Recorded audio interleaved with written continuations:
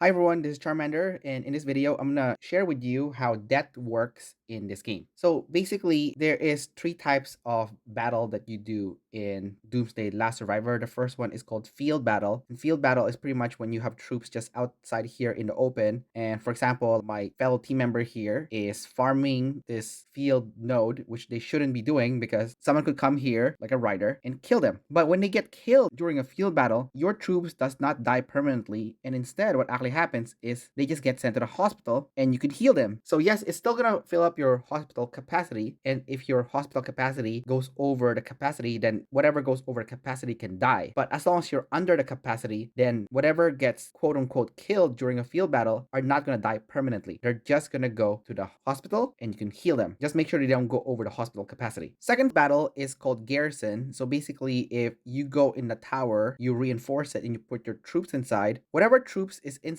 the tower can potentially get killed permanently if an enemy rallies it or they swarm your tower. So that is kind of like the danger of tower wars, is that there is a chance of permanent death. The same goes for doing a rally. So for example, I have a tower here and then the enemies, let's say here on the fishing village, and let's say I rally this fishing village with my range squad. If I attack these individuals doing garrison will have some deaths, and I will also have some deaths, and everyone else inside my rally will also have some permanent deaths. Now, when I say permanent, what's actually going to happen is a percentage of your troops in the hospital will go to the aid station, and even though they technically died, there is usually something called death rescue where a percentage will come back to life. So in this case, it's 85%, but it's 85% because of the privilege subscription. Otherwise, it would be 80% for free to play players. I have the $5 a month privilege subscription so that it's 85%. So you can see all the troops I have in the hospital. As you can see, I have a lot of range here because I do a lot of range rally. So a lot of them gets quote unquote killed, but I still get a percentage of them back. So pretty much in any major event, I can almost expect to have 15% of my troops die permanently. And I'm okay with that. I know some people are really stingy. They don't want their troops to die, but I absolutely love fighting, especially doing rally and garrison. So for me, I want to enjoy the game. And if I have to lose 15% of my troops, then so be it. Now, another way that you could lose your troops permanently is, let's say someone has a shelter and you start attacking the shelter just with your regular troops. So usually people do it to swarm it. People call it barbecue because you're barbecuing someone's base and then you steal the resources, right? But when you do that, the person that initially attacks, or maybe even the other individuals that's attacking, they will also get permanent deaths. Okay, so earlier I barbecued someone by myself. Okay, so look at this report. I found this one shelter that was out in the open earlier, so I decided to barbecue them, and yeah, that trade is favorable to me, but I also lost a lot of troops. I had like 53,000 of my troops die permanently, while this